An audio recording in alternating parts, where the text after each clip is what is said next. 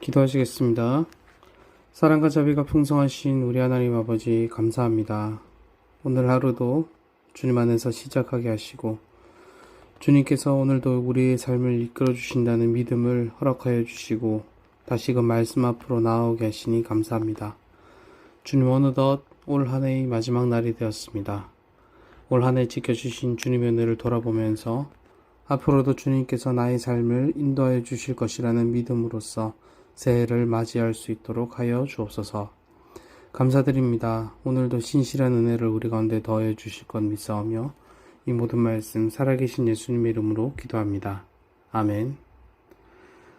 창세기 26장 23절에서 35절까지의 말씀으로 오늘 너와 함께 있어라는 제목으로 하나님의 말씀 증거하도록 하겠습니다. 적대감에 시달려 보신 적이 있으십니까? 저는 초등학교 6학년 2학기 때 대구로 이사를 오게 되면서 겪게 된 감정이었습니다. 누군가와 친해지는 것도 어려운 시간이었는데 전학을 오자마자 큰 싸움에 휘말리게 되면서 그 누구와도 친해질 수 없었습니다. 본능적으로 아무도 내 편이 없다는 생각을 하다 보니 만만하게 보이면 정말 안 되겠다 싶어서 걸어오는 상대방의 도발에 정말 강하게 대응해야 된다는 생각이 들었고 결과적으로는 싸움박질만 하다가 한 학기가 다 가버렸습니다. 돌아보면 참 힘들고 외롭고 두려운 시간이었습니다.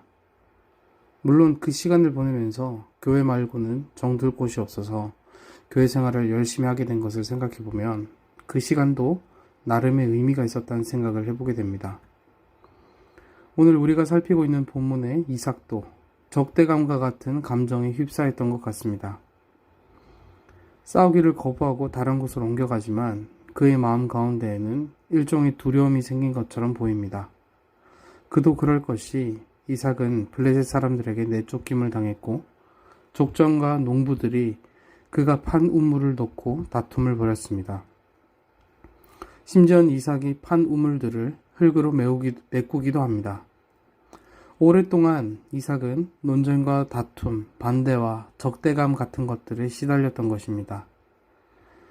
이삭의 주위에는 언제라도 이삭을 공격할 잠재적인 적대 세력이 있었습니다. 이제 이삭은 견디다 못해서 브엘세바로 근거지를 옮기게 됩니다. 브엘세바는 이삭에게 어떤 곳입니까? 이 브엘세바라고 하는 곳은 이삭에게 있어서 즐거운 추억들이 있는 곳입니다. 이곳은 아브라함이 제단을 쌓았던 곳이고 모리아산에서 이삭을 희생제물로 드린 사건 이후에 이삭이 이주했던 곳입니다. 즉 이삭이 영육간에 가장 즐거웠던 때의 추억들이 남아있는 곳이라고 할 수 있는 것이죠. 이삭은 아마도 고난의 시간들을 겪으면서 힐링을 받고 싶었는지 모르겠습니다. 그러나 더 정확히는 이삭은 자기가 하나님과의 교제가 끊어지고 미적지근해졌다는 생각, 자기를 지켜줄 수 있는 분은 오직 하나님뿐이라는 생각을 했던 것 같습니다. 그것은 브엘세바라는 곳이 약속의 땅이었기 때문입니다.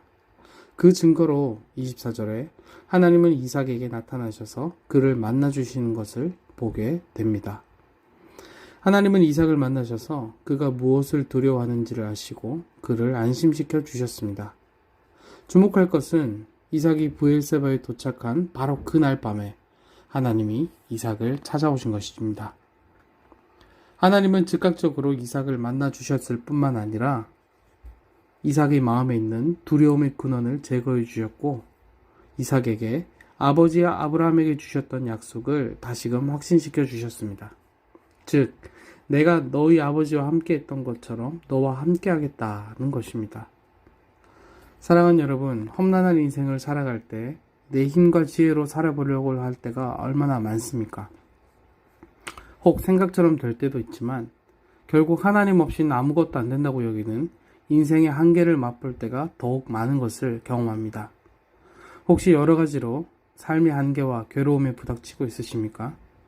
하나님께로 나아가십시오. 그러면 우리는 우리를 기다리고 계시는 하나님, 우리의 두려움 가운데 임재하시는 하나님을 만나는 은혜를 경험하게 될 줄로 믿습니다.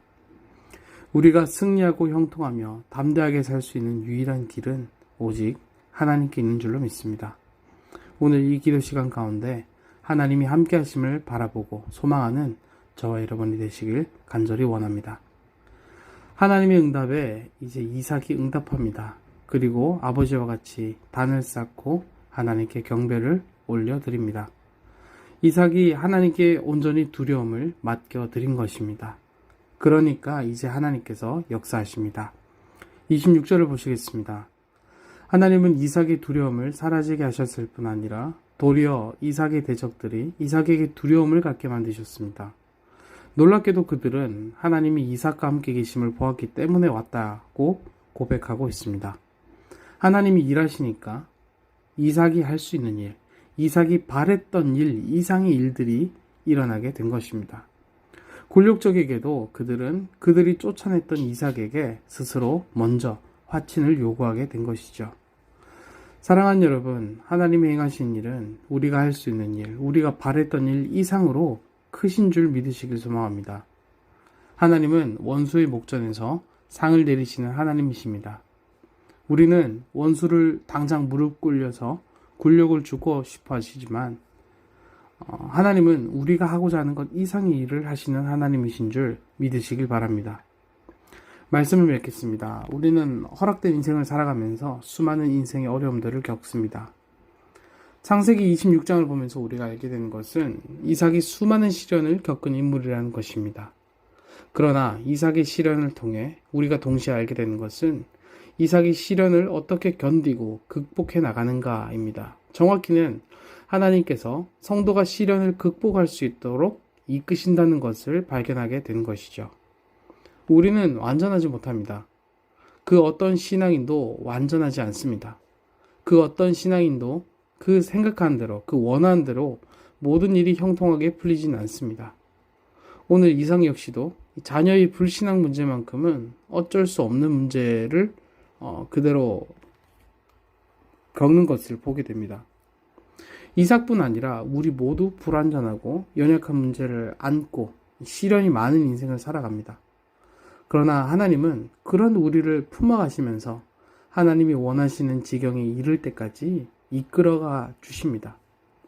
그런 우리를 이끌어가시는 하나님께 우리 인생의 의지와 우리 인생의 모든 소망을 올려드리시는 저와 여러분이 되시길 간절히 소망합니다. 이제 한 해가 마감되는 순간입니다. 다가오는 새해에는 이 하나님께 우리 인생을 온전히 맡겨드릴 수 있는 저와 여러분이 되시길 간절히 소원합니다. 기도하시겠습니다. 사랑과 은혜가 충만하신 우리 하나님 아버지 감사합니다. 우리의 모든 연약함에도 불구하고 우리에게 은혜 주시고 우리가 하나님을 찾으실 때 즉각 응답하여 주시며 우리 인생의 그 어떤 연약함에도 불구하고 우리를 하나님 아버지의 의에 이르도록 이끌어 주심을 바라봅니다. 하나님 한 해 동안 이끌어 주셨던 하나님의 손길을 돌아보면서 새로운 한 해에도 주님께서 이끌어 주실 것을 믿으며 주님과 함께 동행하는 새해를 결단하는 모든 주의 성도들 되게 하여 주옵소서. 감사드렸고 이 모든 말씀 살아계신 예수님의 이름으로 기도합니다. 아멘.